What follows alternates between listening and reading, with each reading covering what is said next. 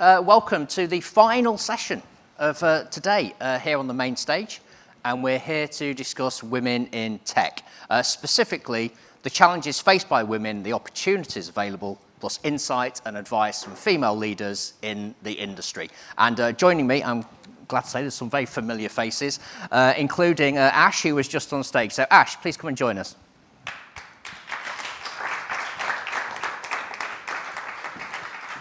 Just take a seat there. And also from earlier, we have Vicky Sleight from TM Forum.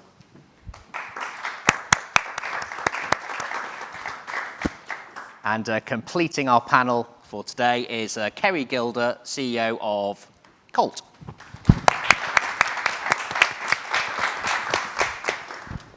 Okay, all right. So, lots of questions and lots to get through here. If we do overrun slightly, by the way, then that's fine, because it is the last session of the day. But we're going to try and keep this to around 30 or 40 minutes, ideally. And again, if anyone has any questions on the floor, we will come to you at the end of the session if you just stick your hand up. Otherwise, I'll be receiving questions on my iPod, which I'll be sharing, mainly from our virtual audience as well. Okay, so let's start with Vicky. So you've got years of experience promoting diversity and inclusion in the tech industry, as we mentioned earlier. Has it been hard to get where you are today as a woman in a male-dominated industry?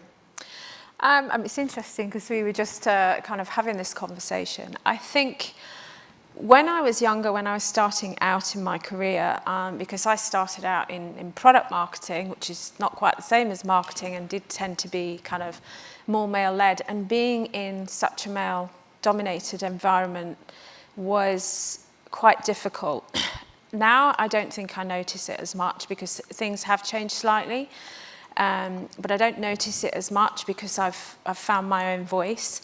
Whereas before it was all about, making sure that you were wearing the right clothes, basically changing myself. I mean, I know I'm in trousers now, but for instance, I used to wear trouser suits as a rule because I didn't want anybody commenting on what I was wearing. And it should never have been about that. It should have been about my skill set. How can I grow? What am I working on? What my outcome, what my outputs.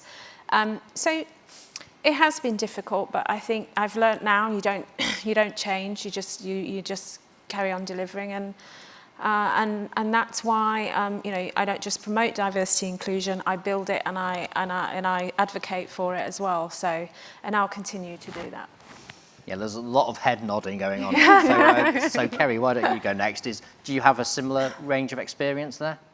I started in tech, so my degree's in management information systems, and I had the luxury to start coding in COBOL, which many of you probably don't even know what that programming language is. But so I've always been also in very male-dominated environments, and when I moved into sales after about 15 years on the network engineering side, I started to see a little bit more gender diversity. But even then, it was limited because I was a systems engineer. So I was still architecting the networks, and I was still leading teams that were also heavily male-dominated. And at that point, it was my mission to start bringing diversity back into the mix. And from the first team that I led in sales, managing a huge account. It was actually the Quest account, which is now CenturyLink, which is now Lumen, in the United States. My mission was to actually ensure that I always had 50-50 diversity on my teams, and I have ever since. And Ash? Yeah, I think for me, I was really lucky. One of my kind of first big roles that I got was in the travel industry. And my boss, though, I was a vice president, he reported into the CEO, but he had a lot of strong female leaders. So I was very young, but he had a lot of strong females on his team. He had a pretty tough job because they were very strong, but for me, watching them, at an early stage in my career, it really kind of set me on the path. And, he used to say, Jen is really tough on you. And I'm like, no, the tougher she's on me, the more I'm learning. She's phenomenal. So for me, I found that I had that really, really lucky start. But then I think the one things I've learned throughout my career, and it is very male dominated because I build software, I'm passionate about technology and transformation. you know, for me, what the real piece is about, it's not just about the women supporting each other and getting on board, but we need to really highlight the men that really promote women. Yeah. Because it needs to be a two-way battle. So for me, I've been really lucky with a lot of the CEOs that I've got to work with, you know, when they have been male, that they did open the right doors, and phenomenal female leaders. So I still think it's a challenge. I do find it really hard. Sometimes I'm the only female in a boardroom. And, you know, that's just the way it is. But I think you got to keep building that confidence and overcoming that, but also make sure the pressure's on both sides to make the change, and really flag good behaviour and not just talk about bad behaviour. Yeah, that's a good point. I mean, that was one of my later questions, but I think we'll come to that now. What advice would you give to men in the industry, and what can they do, Vicky? What can the men do? I think, and I'm glad you pointed that out about the men supporting women.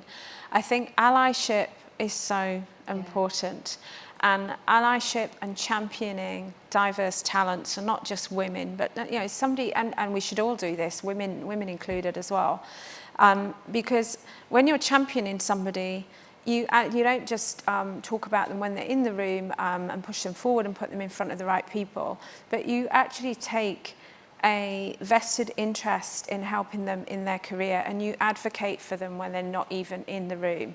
And I think, you know, whether you're an ally for LGBTQ+, or for gender, or for ethnicity, disability, that's something that I would really recommend doing, because we do need, you know, and I've had some great male allies in my career, and it has been helpful, and mentor as well. So, I mean, call me greedy, but I have 2 mentors, and so I've got, you know, the best of both. So I've got female and I've got male, because I need both those perspectives, and it helps them understand as well. So that's me. Okay, and now, Keri, you're a CEO. Why do we need more women in leadership roles in technology? Well, you need them for thought diversity. I think I gave a statistic earlier, and of 330 executives, only 60 of them in the telecommunications industry are women. What that means is there's a lot of group thinking that's happening in those management rooms, and if that continues, then we will not drive the innovation and the resilience in order to drive the industry forward. And I think it's absolutely critical. And I don't necessarily think about, when I think about diversity, I don't break it down into groups. I think about the skills and the thought leadership that I need, and I think about how I can bring that into the equation based upon, you know, people's different perspectives and where they're coming from, and why they've come from it, and how that's going to help me make better decisions. I think there was someone who spoke earlier, though, and what they said is sometimes it makes it more difficult. Diversity makes things more difficult. And I will tell you that the conversations look like they're in a tornado sometimes, because they just keep spinning when you're in a diverse environment. But what falls out of the tornado is, it's a gold mine. Yeah. It's absolutely amazing. And what I find is when that decision or that outcome is delivered via a diverse team, then it actually is embraced 1,000 times more within the organization, and it's actually supported more by the leaders that actually made the decision. And there's no water cooler talk that happens in the background. So the reason that we need it going forward is for that. We need to be decisive. We need to be ensuring that we are asking the right questions, and we are challenging each other, but then at the end of the day, supporting each other with the final decisions when they're made in the boardroom. Okay, so Ash, I'm going to turn to you here. Is enough being done to actually address this imbalance? And if not, what should we be doing, or what could you do? Yeah, I do agree. Like, I think there's always room to do more, you know, because the numbers are saying it. Yeah. So, you know, there has to be real to do more. But I also believe, don't just put a woman in the room because she's female and you're doing a balancing act, because you won't get the business outcomes. I love the point you make about, like, skills, respect for knowledge, understanding why people are in the room. I would never want to be in the room because I'm a woman. I want to be in the room because I have the value and I understand and I'm passionate about the topic. So for me, I think it's all about understanding business outcomes and making sure you're getting getting enough perspectives. When I do a transformation project, yeah, I like to sit with the leaders, but I really love to sit in the business, because that's where you find out what people really feel and what people have to do and where the real thing happened. My hardest job, as I told you, when I go back and go, do you see that thing? They're not doing that. This is what they do and here's why. But giving people a voice at every level is probably key. Like, my CEO allows me to have a view on strategy of the business, you know, and regardless of where I sit, you know, he wants my opinion. And for me, that's what change is giving people a voice and giving a channel for voice, but not to tick boxes and change data. We want to see the output will be the data, and it needs to be measured. So for me, I think it's about making sure everything has a business outcome, people feel valued and have a voice, and the right person doing the right job. Vicky, do you feel there is an element of box ticking going on at the moment? Yeah, I do feel that there is in some organisations, but there are some that are leading the way. And you know, if you look at some of the big tech companies, you know, and even in terms of, you know, if we think about Colt, who are one of the leaders, but I'm sure even you would say, Kerry, that even Colt is not perfect. And you know, you just said there's room for improvement. But I have seen box ticking, and I've seen box ticking. Sometimes when I've been invited to speak to an event, it's because they want to talk, you know, I'm not there because I'm a transformation expert.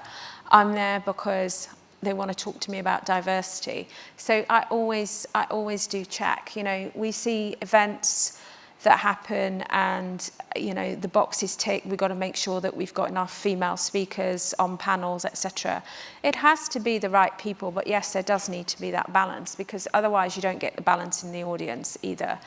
And you know, and it goes across all the different variants of diversity as well. So unfortunately, the box ticking's not going to go away for a while, and that's why, you know, with the work that we're doing, we're getting these metrics out there so that we can stop all of that. But this is a marathon, and it's not a sprint. Okay. Keri, coming back to you again now. What's the biggest challenge that you have faced personally as a woman in tech? Well, I think the biggest challenge that I've faced is ensuring that it's a hard question to answer, I guess I would say, because I think there's challenges along the way. I think those challenges change dramatically depending on where you are in your career. So when you're early in the career, your challenge is just having a voice at the table. You need to earn the respect of the organization so that they actually can consider your ideas. And that's, you know, at the very beginning, building that confidence in the organization, in you as an individual. Then later on in your life, you move into management. Then you have two issues that are going on. One, are you earning the respect of your team, that for me was always mostly male? And are you earning the respect so that, again, your ideas are being considered as a certain part of the strategy of the company, and again, not just because you're ticking a box and you're the one female in the room. So I think there's challenges that everybody is going to have. There's challenges when you become a parent and you're trying to balance that environment at home and the environment in the workplace. And then there's challenges when you become an executive and you move overseas and you don't have any support at all around you. So, you know, I think challenges are very individual and they're very personal. And I think what you have to do is just, when you see them, recognize that more often than not, it's an opportunity for you to expand one way or the other. So would you say, and this is to everyone, would you say those challenges get harder as you progress in your career or as you climb the ladder? When you move into those management positions, do those challenges become more significant? I would say the challenges have a higher impact on the overall organization.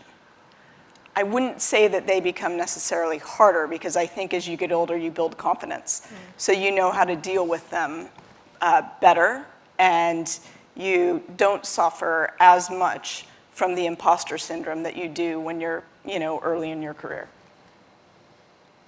Ash? Yeah, like for me, like I was a young mum starting off in my career, and I remember there was a lot of worry of, well, Ash, she has a baby. You know, how's she's gonna do? She's just got a baby.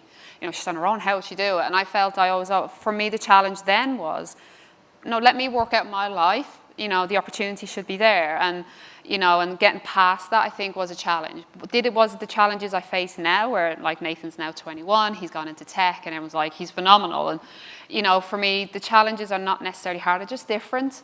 Like I said, you know, there's different stages in your life. You're learning different things, and you're coming to cope with, like you said, like getting that respect. But also growing as a person, as a parent, and how you juggle your kind of world. So for me, it's more about how you cope with the challenges, I think, gets better, but the challenges are always there and just in a different form. And Vicky? Yeah, I mean, there's not that much for me to add, really. And, you know, I don't think the challenges get any different just because I'm a woman. It is, as you said, Kerry, the stage that you're at in your career, you know, and particularly if you're changing career path, you know, going from one thing to another, then that's a whole different set of challenges, but not necessarily because you know, my gender's female. Absolutely. Now, we were talking backstage, Ash, about pupils in school and trying to encourage more girls to take on STEM subjects and things like that. Is that where you think we need to begin to get more women into the industry, or to consider careers in technology? Definitely. Education is something I'm really, really passionate about in schools. The area I grew up in, Ireland, like we didn't have a lot of visibility to technology and what was there. And I was really lucky that I met a boss that put me in a situation that allowed me to see things that I didn't know existed, gave me opportunity. Somebody got sick, I stood in, I superseded, and he was like, you need that job. But if I didn't have him, I don't think my career would have gone. So one of the big things I'm really passionate about is going into schools. So when we were doing a marketing campaign in education I worked in, I said, why am I using my marketing team? I went into a sixth form college. And I said, right, guys, I worked with Capital Radio, and I said, right, I want you to train these students how to write a radio advert, you know, record a radio advert, and they're going to do the job. And we went in, and Capital Radio came in, and the students actually did the campaign for us. I got the best campaign. It was the best campaign because their minds work so, so differently. So when I came to building my own software platform for education, when I went into schools, I loved the idea of going into a school and go, oh, here's the software platform I've built. I walked in with a piece of paper and go, here's my idea. I've got a full stack developer, and I've got a UX and UI designer, and this is the problem I'm trying to solve, and you guys are going to help me build it. And it was male and female, but you know, the teachers would come up and we would never be able to do this. Like, we don't have this. Who teaches our teachers today? And I think businesses have accountability to go into schools and really spend time with young people. And I did it in areas where maybe, you know, the schools aren't that great, but the pupils were brilliant. And for me, I think getting into schools, educating, there's different parts of technology. There is the coding side, there's the strategy side, there's the commercial side, there's the event side of launching it. I'm really open up their eyes. So yeah, I think businesses need to have accountability to work with schools. And you know, they have career days. Get involved in your local schools, help students. So yeah, and a lot of the girls, like one of them came up to me, and my biggest compliment today in my career ever was when I went into a school and I ran a marketing workshop. I wouldn't allow you in my business to build when I was building the software platform unless you're willing to go into a school. And we did a whole marketing workshop, and the teacher messaged me later on and said, Ash, one of the students was crying earlier in the morning because she was really, really challenged, that she didn't know what she was doing. Everyone knew what they wanted to do in their careers, and she felt a little bit lost. And now she wants to, you know, go to university and do marketing. And then we helped her work on her applications and how she could apply what we learned. So it's a long answer, but education and young people, yes. I think if it starts there, then it goes through. We were talking about that, and we were saying how some like stereotypes still exist in terms of career paths. So like my son, for instance, he's 15. He's following probably a quite traditional route, I would imagine, in terms of his education and his choices that he's making for GCSEs and for A-levels. So is that something that needs to be addressed? Yeah, I mean, and the thing is, you know, the path isn't always even to go to university. You know, I work with a lot of amazing, very talented and skilled people who did not have that opportunity. So, you know, not that I would say to anybody who's thinking of going to university, no, don't go. But actually, we need to think about the rest of the world, the rest of the population, and actually, you know, where are they? Where are these schools where they're probably not likely to have that opportunity to go to the university and go down that traditional route? And so when it comes to kind of the hiring as well for diverse talent is, you know, have the blind CVs. You don't need to know which university they went to. Was it Red Brick? Was it, you know, was it one of the top universities? Because you're just hiring in the same image. So there are other ways of doing it, and it's all about learning. And, you know, even with young people is, you know, to kind of say to them, just because you haven't got that tech degree, that does not mean that you cannot do this, because, you know, innovation in tech is moving so fast. A lot of the time we're all learning together. I mean, you just mentioned some coding that, you know, many people won't know in the room because it's all moved on. So, you know, they've just got to go for it, but it's giving them that encouragement and that belief. Okay. Now, we've talked quite extensively about diversity and inclusion. Is gender the most significant challenge when it comes to diversity and inclusion? I'm going to ask Keri that. No, I don't think that you can take one segment of diversity and inclusion and say that it's better or worse than any of the others. You know, listen, nobody's winning this game and nobody owns it. So we all have to understand that each one is different, and each one are going to have different challenges along the way. And companies need to recognize that at a very individual level in order for us to be successful. So absolutely not. I don't think gender is it. Gender is the easiest from a reporting and data perspective. And I think that's why we tend to lever on it. I think the other reason we tend to lever on it is because we know that 50% of the population plus is female. So there's quite a big group of individuals that we can pull from. Sometimes we can't see that disability in some of the other areas. You know, some people may actually look older or younger than they actually are. Some people will have disabilities, like the lady that was speaking earlier. We may not be able to see them. So I think the other ones are just harder from a data perspective to understand where we are on the benchmark to enable the interventions of change. Okay. I'm just going to throw this out now to the floor here. Does anybody have any questions that they'd like to ask? Okay, there's a few here. Could we just get a microphone over? Hi there.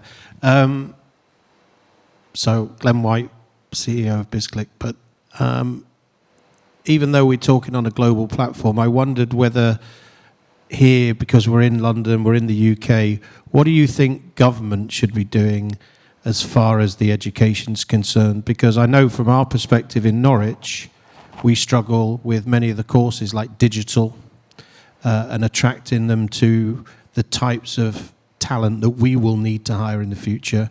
So what do you think the mandate, before we go past the UK, what do you think the mandate should be for the UK government to do more to encourage the right level of education? I think for me, the big thing, and we know there's obviously a problem with teaching and people leaving the teaching sector. We know, and a lot of it is down because teachers don't feel supported, they don't feel connected. They're dealing with many challenges because our teenagers today bring a lot of challenges, and there's a lot of pressure on teachers. So for me, we got to make the teaching profession something that's highly supported. It needs to be something that they're able to connect and collaborate with each other. And we need to all step in and be accountable for making sure pupil success is based on everyone's contribution.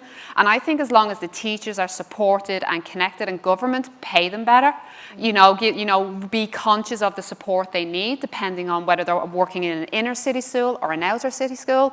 You provide loads of data on performance. Give them data on how they're going to use that data to help them perform. So I think for me, it's really starting with the teaching profession and making teachers feel valued, supported, and they are our best profession. If we don't look after teachers, we're not looking after the next generation of people coming up through the ranks. So yeah, government, look after our teachers would be my response. Okay, could we take the gentleman on the front row as well, please?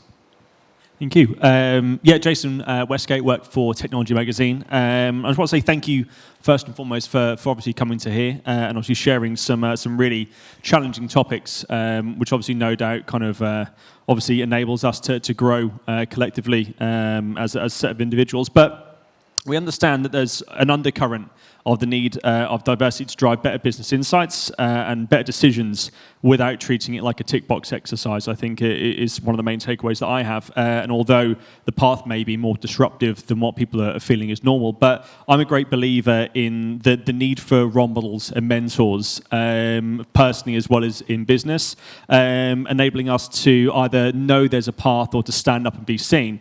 It'd be really interesting to hear who yours are and the reasons why they may be your role models. I'm happy to take this one. So I do think role models are really important. When the Black Lives Matter event happened in the United States, of course, one of the tick box events that all of us did as companies is then held a session with our employee resource group in order to see, okay, how can we actually create an intervention, how can we help you, and how can we move the ball forward, and not just today, but forever. And one of the things that came out of that group in Colt was, we don't see anybody that looks like us up in management. And so I do think that role modeling is important. I also think that in order to enable those role models, we as executives in the company need to make sure that we're actually creating the environment in order to promote that diverse profile up within our organizations. If I look at my role models, I'm like Vicky. I've been very fortunate over my career, and actually all of my role models are male, except for one, and the one that's not is my grandmother. And I think a lot of times we see role models in our own families. My grandmother worked in a mine during World War II, and she took over a huge part of running the mine, which was 100% male dominated at the time, to ensure that environment kept working, during a very tough time. And so she was the one who was able to show me, listen, women can do anything. So, at the end of the day, I think it's true. You need that confidence building. You need that role model. And I think we can look both within our families and within, our industries in order to find them. Okay, thank you. Thanks for the question. I'm just sort of distilling a few questions that have come in here. I know we're focusing on women in tech, but we have talked about diversity and inclusion as well. And some people are asking, how can those with disabilities hope to enter the industry? And then there's another one here that sort of relates to KPMG's announcement last week that they were going to hire 29% of people from a working class background, whatever that means.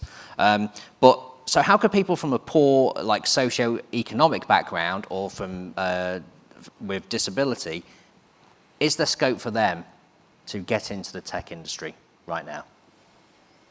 I mean, I would say, yes, there is, and it's down to the organisations, and this is one of the things that we want to do in terms of interventions.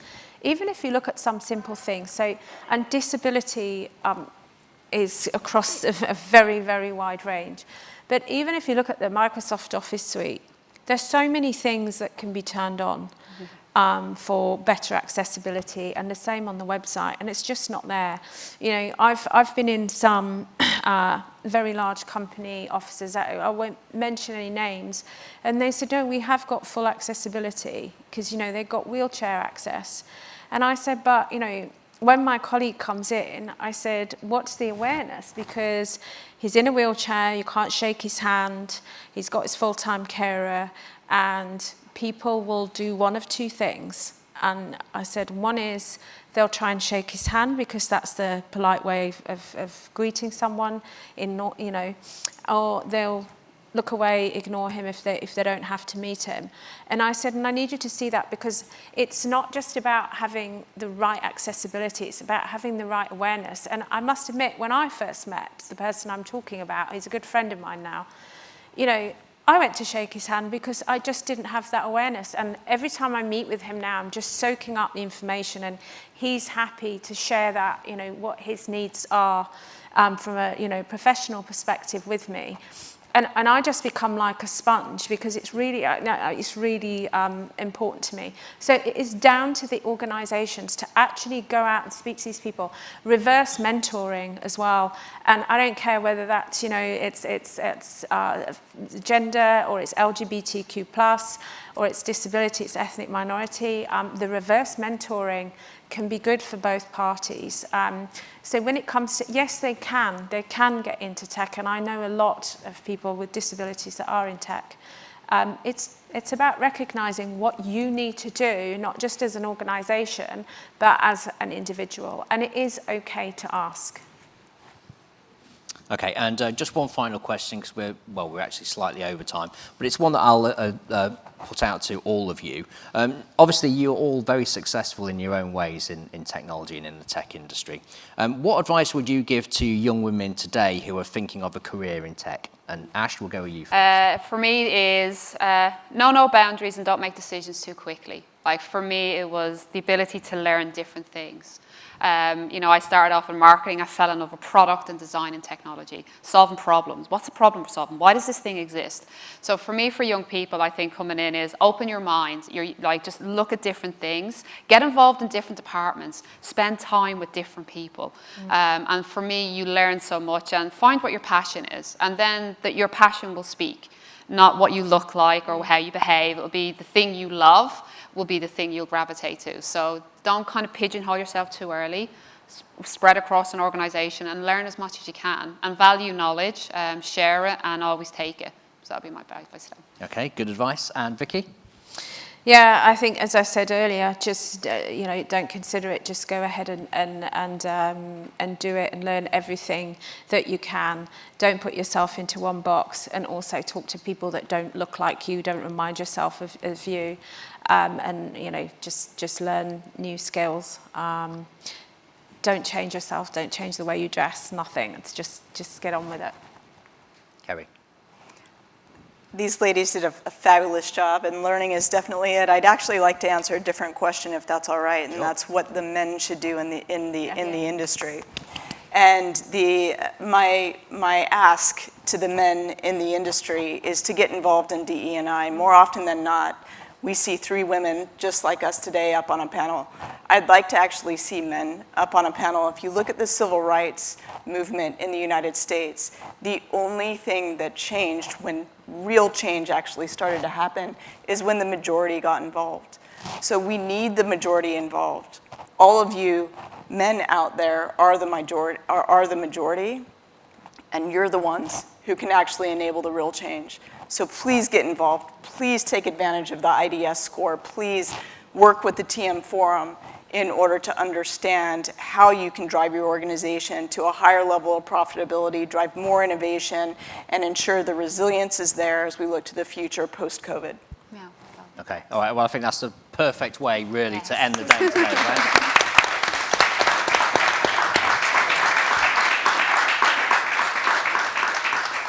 Okay, I think that's a perfect ending for today. I just want to say thank you to Kerry, Vicky, and Ash for not only for this session, but obviously the previous sessions that we did today as well. So thank you so much, guys. Another round of applause for our panelists, please. Thank you. Okay, I'm going to stay seated. That concludes the sessions for today. Thank you to all the speakers and everyone for joining us, both here in London at Tobacco Dock and also virtually around the world as well. We're heading now for an extended networking break, and we'll be back tomorrow for day 2 of Technology, AI and Cyber Live. So we'll see you all then. Thanks, everyone.